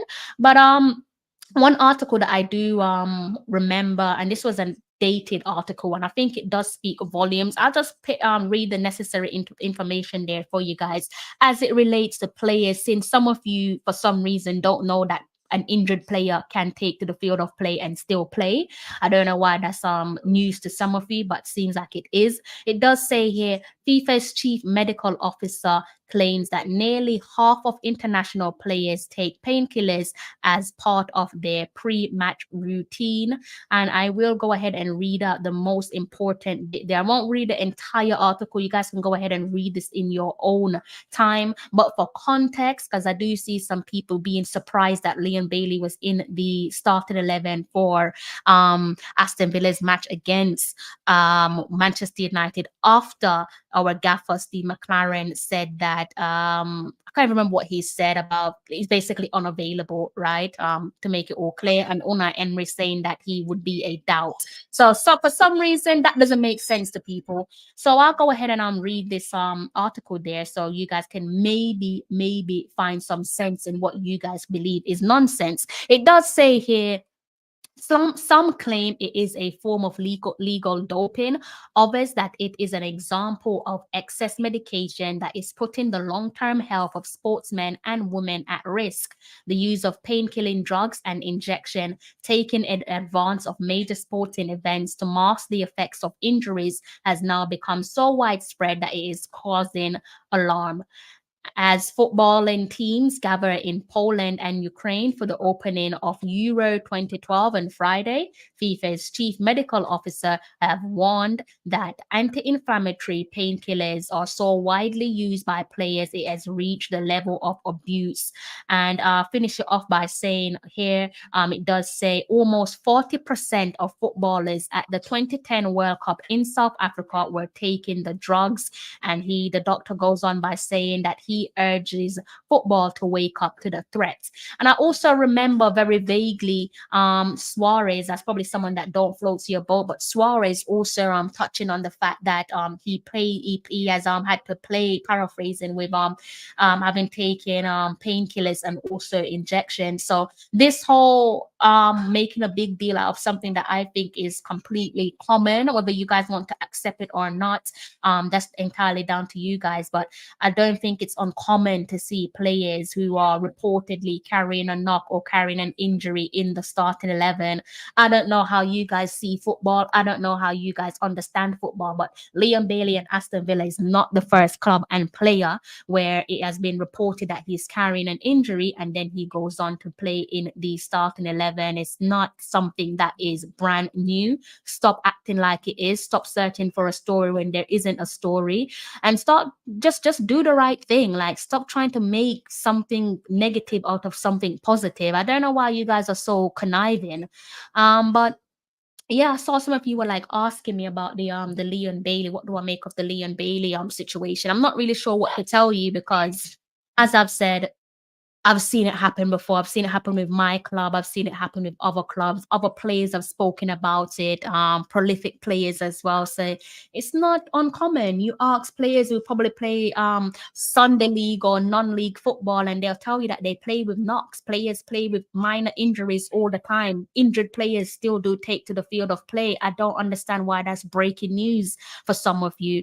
And I will go to say that some of the bashing that Leon is getting, he's turning down a call up, but he's playing for Aston Villa. That's no different to what Boza did. Boza's obviously there are two separate reasoning for not coming and accepting the call up, but at the end of the day, they both politely said no. And Boza, as I've already said, I do fully respect his decision. I would like to see more of it, where the Reggae Boyz and Reggae Girlz are concerned, particularly to those players who aren't physically fit. I would like for them to be honest with themselves and say, you know what, on this occasion, no, thank you. But they seem to just be going with what works for them, and that's okay. The questioning of Leon Bailey, when you directly compare it to Boza, there's hardly any difference. They've both politely said no for what I think is valid reason for what we do know. Again, I don't know, maybe you guys are privy to information that I'm not aware of. So maybe you guys are flies on walls, or maybe you guys have are friends of people who are close to Leon Bailey, so you might know the truth. Because clearly, what we're being told by Unai Emery isn't the truth. So whatever truth that you guys have on a Leon Bailey, then please share it with the rest of us. Show us the evidence so that we can come on the same pages as you guys. Because I can't do what you guys do. I can't sit back and ignore the obvious and ignore what we already know in relation to players playing with injuries. We've seen it. This article that you guys are looking back on was focusing on the 2012 Euros. That is well over a decade ago. And I think it's safe to say that football since then has become more congested. So of course, it's more common now for players to be, I should think, based on what was reported back then, it's become more common now for players to be playing with painkillers, playing with injection. Not saying that it is right, but it does happen. Again, just to remind you all, players pulling out of their national duty, citing injuries, is not something that is unique to Leon Bailey. I don't know what type of football you guys watch. I don't know how much you guys read about football, but clearly you're either not doing it, and you just can't stand the guy, so you just use anything against him. But to remind you all, it's not a unique thing that Leon Bailey is doing. In the last international break, we saw a trio of England stars pulling out, and the headline reads for itself: Foden, Palmer, and Watkins ruled out of England squad, citing different reasons. It does say here again, Phil Foden, Cole Palmer, and Ollie Watkins have withdrawn from the England squad for their upcoming Nations League fixtures. And it's not as if this was a friendly, this was a Nation League fixtures that we're talking about. Manchester City forward Foden was recently named PFA Player of the Year and was called by interim England boss Lee Carsley, but did not join up with the squad because of illness. So again, I get it that some of you can't stand Leon, some of you hate him, but stop acting like what he's doing is brand new. Stop acting like this is something that is just calculated, orchestrated by Leon Bailey and Unai Emery. It happens with your favorite players at your favorite club. You don't complain when it's your favorite players that's doing it at your club because it benefits your club. So stop complaining. Stop complaining now that it's happening with Leon Bailey and Aston Villa, because you love it when it benefits your club. You love it when it's your club that's benefiting off it. But at least I can say here that I don't think it's a injury that's being faked. I do think that he is truthfully injured. I don't know. I will remind you guys as well, because some of you seem to have short-term memory, or I should say, my apologies, you don't have short-term memory. Some of you there who are silently listening with your calculated selves, some of you have selected memory, because you're all coming down on Leon Bailey and you're saying that, you know, he just doesn't want to play for Jamaica. Injury is fake. But where was all of this talk about injury being fake when he knowingly played for his country with a injury? We haven't seen that Liam Bailey's already played for Jamaica with a injury, unless you guys are going to tell me that he made that injury up. Because we know, I think the injury at the time was a broken toe, an injury to his toe, and he showed up then, did he not? So I'm just trying to make sense out of what you guys seem to think is nonsense. I really can't wrap my head around it. So again, whatever information you guys are privy to, please do go ahead and share it with me, because I, for one, am lost. I don't really know what's going on, but I can only work with what's in front of me, what's been told to us, reported to us by the club and their manager, Unai Emery. Says Bailey not the issue, JFF and selection team. Yeah, I mean, like I said, I had someone send me he sent me more than one comment, and the comment was, for some reason it's always about Leon Bailey. Like, what do I have to say about Bailey playing against Manchester United? What do you want me to say? Like, what am I supposed to say? Do you want me to say that he's faking an injury? I don't understand. Like, what am I supposed to say other than what is presented to us? You know, I can't sit here and just make up a story just for clickbait sake, or make up a story just to keep some of you happy. Like, there are other platforms for that. Feed into those type of platforms, but don't expect me to do the same, because I just don't have time for that. Another player there that we can most certainly talk about is, I've already touched on him, to be honest with you, is Boza. I've already spoken about Boza, so let's go ahead and talk about Boza some more. Says a number of requests might still pending to global standard. Let the young man find back his form, and that's what I'm saying. You know, for me, Leon Bailey and Boza, it's no difference. The excuse is fairly understandable. You know, we have Shamar, who has done something that I think is so courageous, and I want to see more of the Reggae Girls and Reggae Boys take it upon themselves and be honest and say, I am not ready. Just be honest, just like what Shamar's done. For me, he set that standard, you know. And if you now accept a call up and you're not physically ready, I'm going to be looking at you like, what are you doing? Sometimes these players got to save themselves for themselves, and I think that is what Shamar Nicholson has done. Now, for me, the decision that he has made, and the decision that Leon Bailey has made, it's like for like. When you think of form, when you think of performance, yes, one is carrying an injury, one's recovering from an injury, the other is saying that I am just not ready, I am not myself. I don't understand like why we're creating something out of what I think is absolutely nothing. But that's the reason why I'm speaking with you guys, because maybe you guys could show me what I can't see, right? And this result here does read for itself in the Russian Premier League. Boza, big Boza there. That is Shamar Nicholson with a brace. I don't know if you guys have seen these goals, but as cool as ice, these two goals, the finish, the composure. He does seem like a man who is either into, I can't say into, I think he's stroking and toying with that hunting season. And, you know, definitely by his standards, he knows that his performance has dipped. He knows that what he has been producing of late isn't good enough to his standards, which is obviously why he's taking it upon himself to say, look, I am not ready this time round for this international window. And what a way to head into the international break. Just reminding everyone that he's still that guy. I know he's one of those players that does get chalked off the list very easily. Some will say very disrespectfully. 2 goals to his name there. He walked away with the Man of the Match award as Spartak Moscow defeated their opponents FC Rostov 3-0.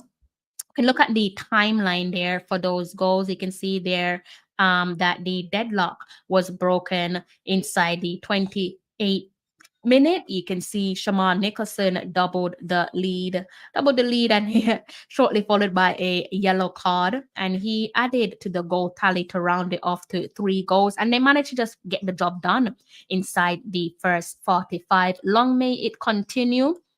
I think what we now want to see from Nicholson is a continuation of that hunger, that determination. I think he's one of those characters there that plays at his best when his back is up against the wall. So when he's being right off, when people are, calling for him not to get the call up. Funny enough, you guys got what you wanted. You didn't want him to be in the bloody team. Now he's not in the team. Now some of you are still complaining, like, what the hell do you want?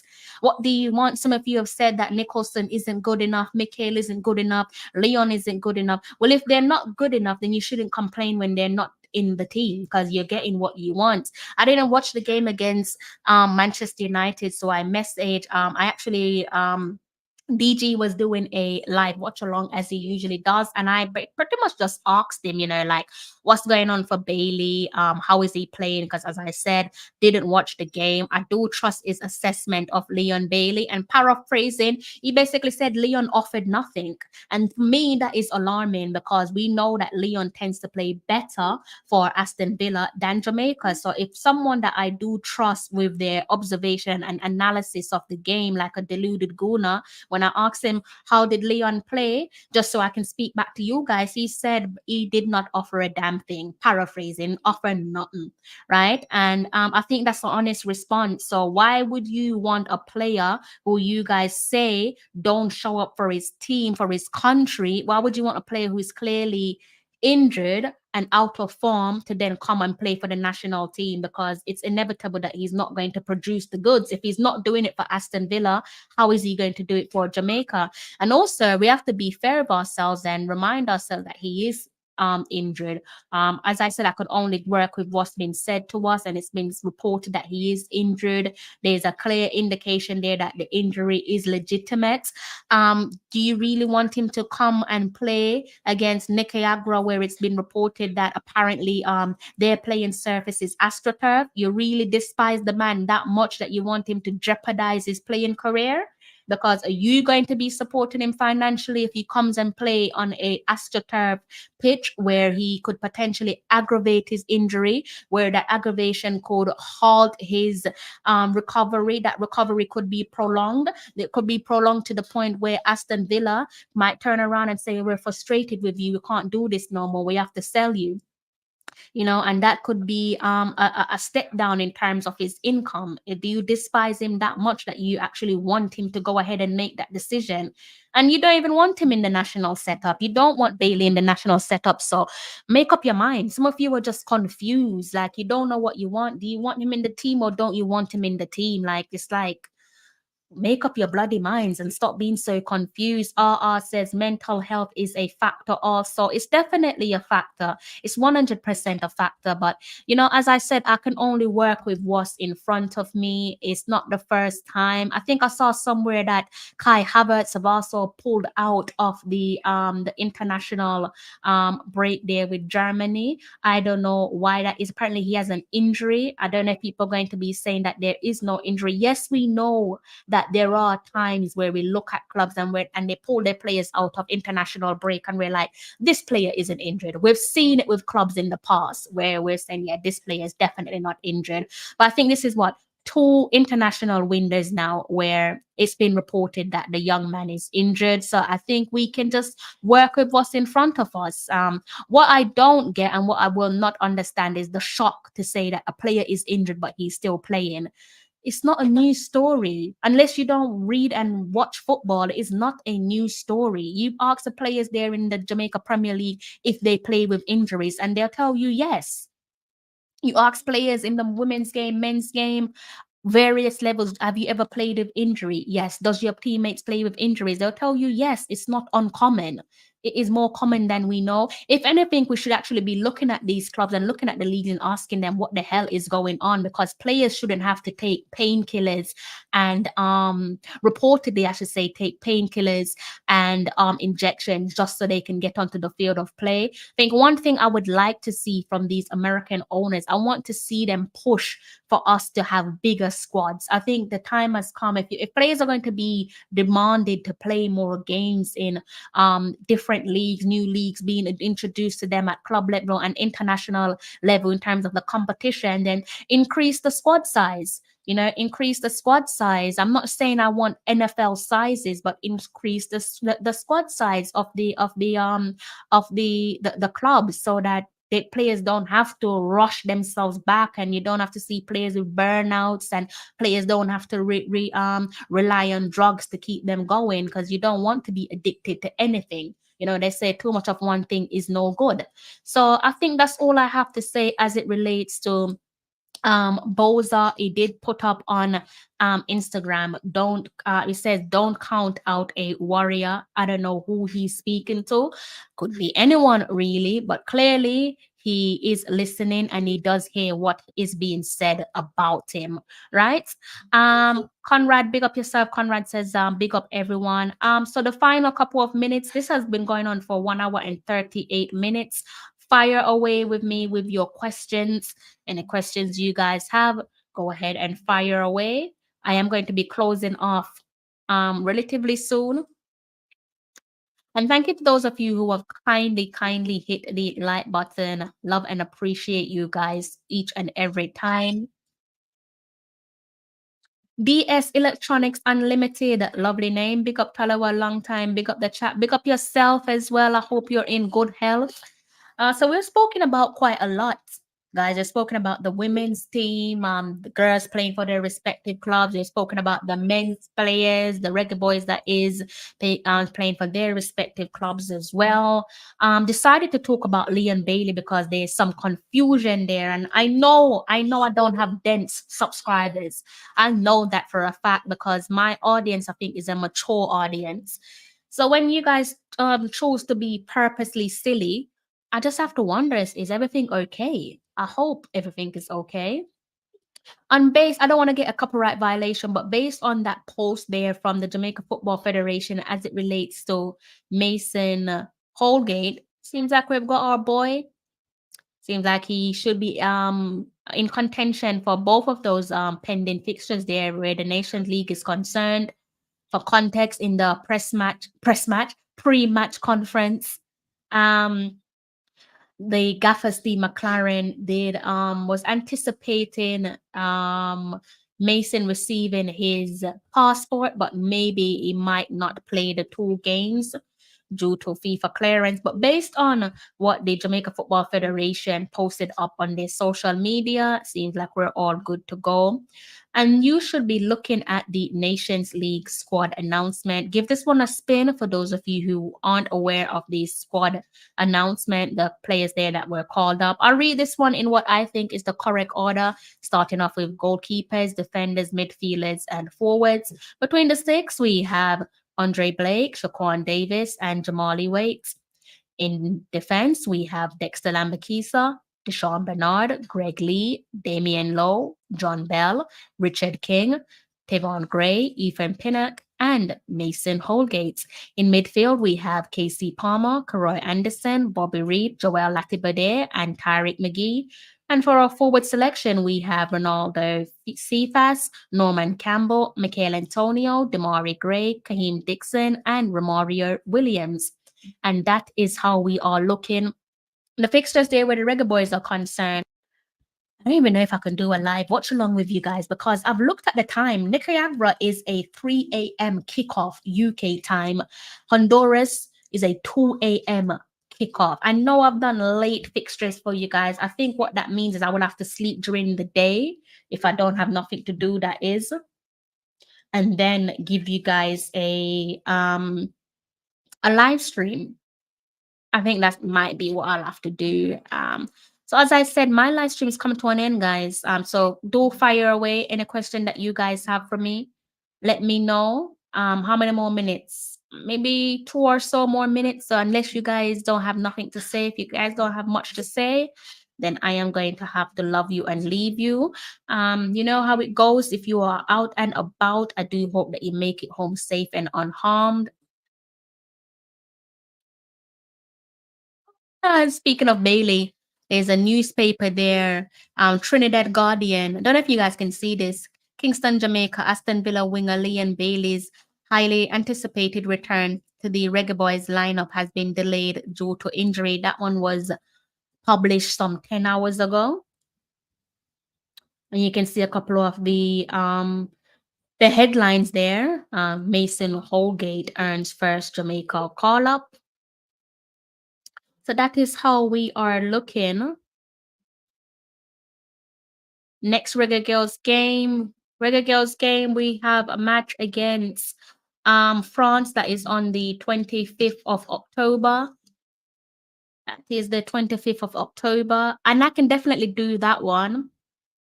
That one is a kickoff time is, I'm giving you the UK kickoff time. It is 10 past 8 UK kickoff time.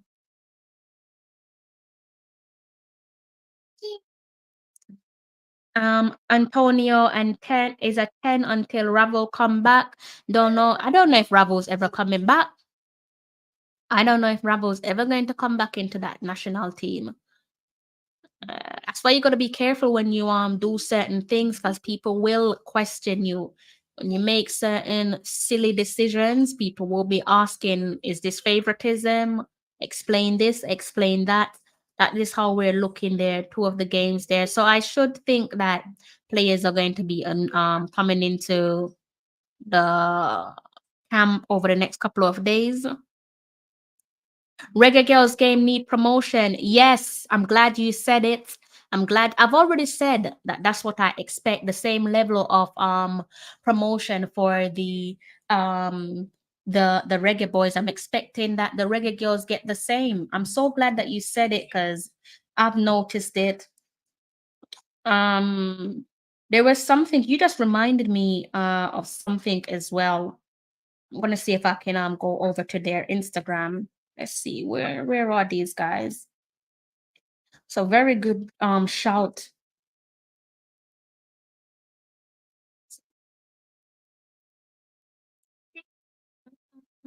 Can bring it up. I don't know if I can bring it up. I'm gonna try, see if I can.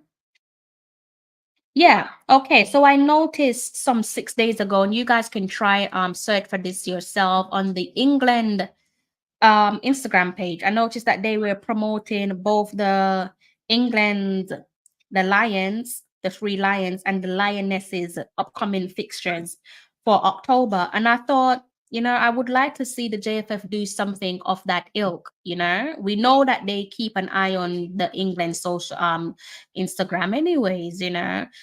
So yeah, we've seen England again. You guys can check this out. This one was posted some days ago. It says the month ahead for our Lionesses and 3 Lions. So I would love to see Jamaica, the Jamaica Football Federation do more of the same. The promo team JFF hire, do they do the girls as well? They've touched on it, but it's not as good as the men's team. It's not as good as the men's team. They promote the men's team better than they do the women's team, which is a bit distasteful, to be honest with you. But hopefully they'll make some necessary adjustments. Yeah, hopefully they'll come together and make some necessary adjustments. But it's safe to say that one team definitely gets better promotion than the other, which I think JFF themselves can't deny that, because it's quite clear that that's the case. Right. So do you guys want to stay up and watch some more live stream? You guys want to watch some more live stream?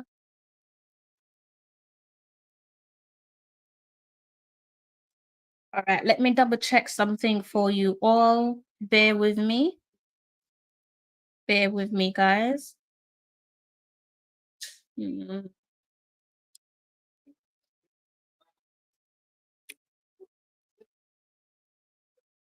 Bear with me. Bear with me. Bear with me.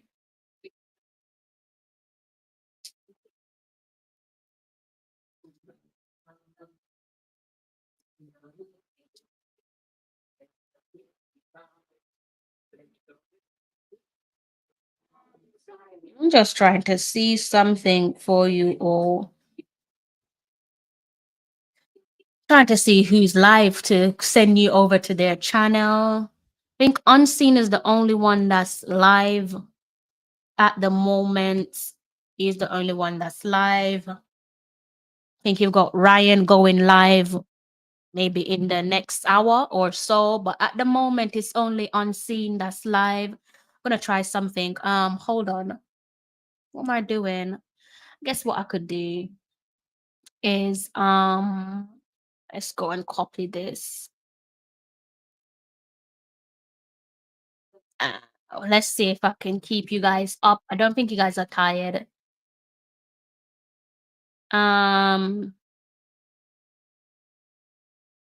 Let's do it.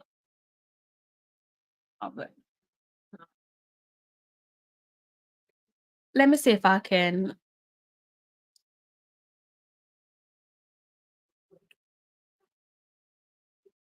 All right, guys, I'm gonna go ahead and drop see if I can copy it.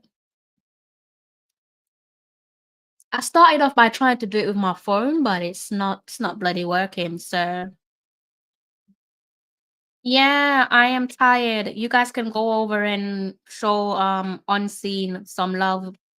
There's his channel. He's currently live. And as I said, you guys can go ahead and show him some love, drop some like on his live stream. Then you have Ryan going live, probably a little bit late for you guys, but he's also going to be going live. And that is that for me. I have been streaming with you guys for almost an hour. I am tired.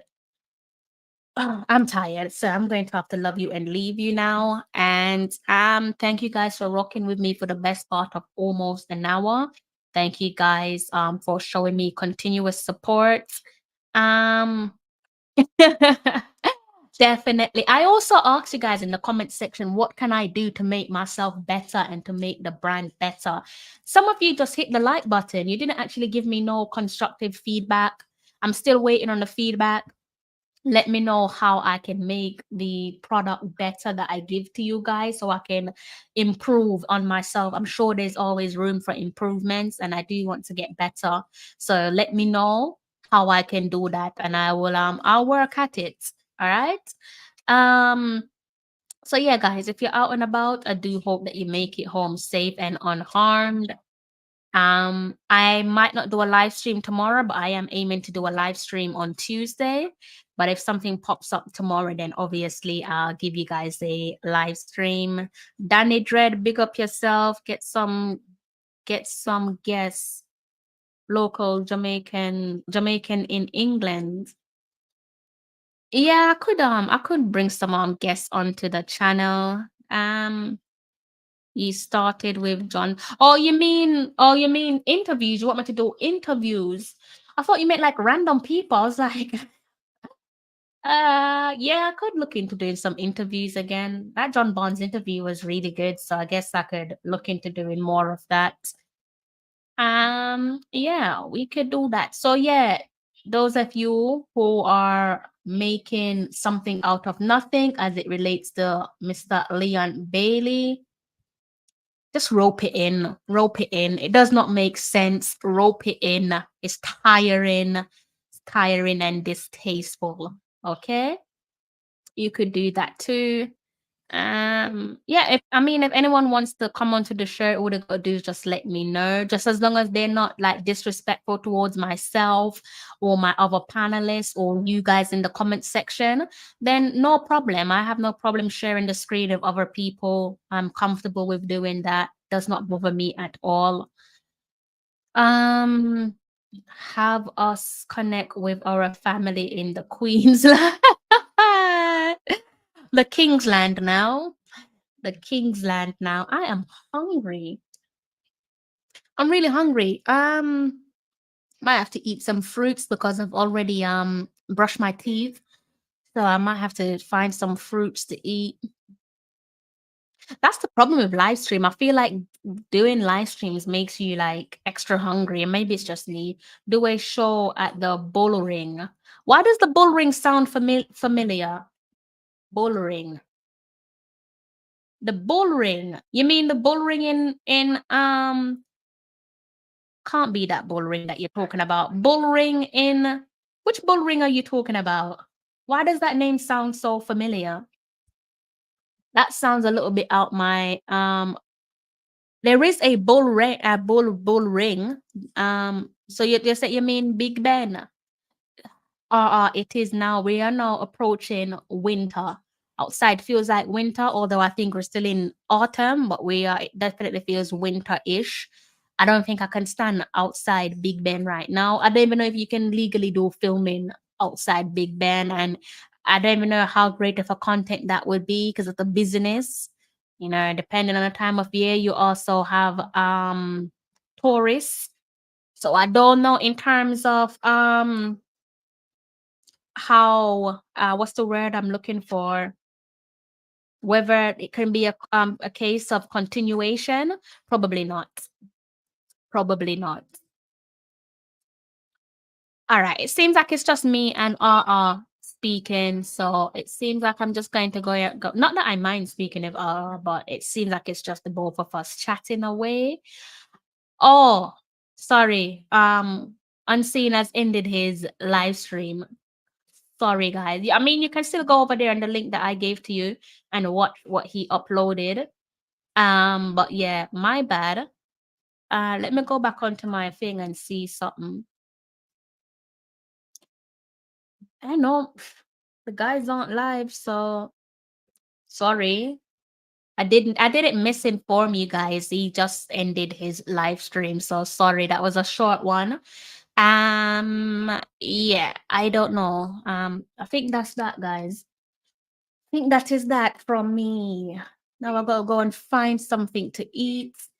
All right. So, any more questions, you guys, in the comment section? Danny Dread. Yeah, I thought so. Birmingham. That's why I was wondering which bull ring are you talking about. So I was confused. I don't live in Birmingham. I've been there, but I don't live there. And Birmingham, again, it's not realistic because I don't live in Birmingham. I think that's a 2-hour drive for me. So it's not realistic. That's like a one-off. That's a one-off. All right. Mm,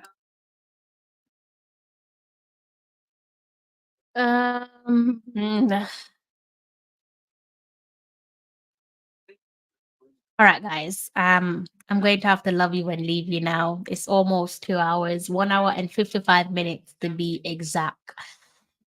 So you guys don't seem like you have no more questions. Seems like we're all done. It's been a quiet night in the comment section. As it relates to the Reggae Boyz, I will be giving you guys your content around them now that they should be arriving into camp. All right. As I said, guys, if you are out there in Florida, stay safe, take care of yourself and your loved ones, especially if you're also in the Caribbean, Jamaica and the rest of the Caribbean. Also stay safe with this hurricane that is, I'm not sure if it's hit Florida yet, but if it does hit Florida, I hope that it doesn't cause no devastation. Hurricane Milton is the name. So yes, guys, I'm going to have to love you and leave you now. Thank you to those of you who have been rocking with me for the best part of almost 2 hours. One of my longest live stream. Definitely can't complain given that I weren't here with you guys yesterday. Thank you for your continuous support. If you haven't hit the like button, do go ahead and hit the like button.